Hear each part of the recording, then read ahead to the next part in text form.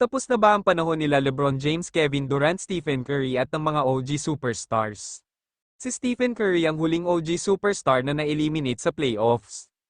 Kanina lang tinalo sila ng Minnesota Timberwolves sa Game 5 subalit hindi naman nakapaglaro si Stephen Curry due to hamstring injury.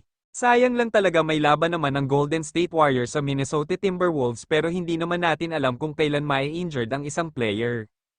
2 to 3 years na lang siguro ang itatagal ng mga idolo natin sa liga si Stephen Curry 16 season na sa NBA at 37 years old na si Kevin Durant 18 season na at 36 years old na at si LeBron James 40 years old na may 22 season na naglalaro sa NBA. May mga kanya-kanya na silang achievements sila LeBron James, Kevin Durant at Stephen Curry ay may mga championship rings, finals MVP, season MVP at mga all-time records.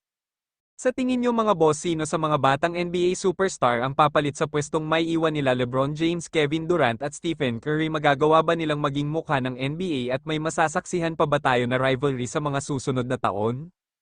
Kung may komento kayo mga boss, ilagay lang sa ibaba at ating babasahin yan. Huwag sanang kalimutan mag-like, follow at share ng mga videos ko. Maraming salamat, ingat palagi at God bless.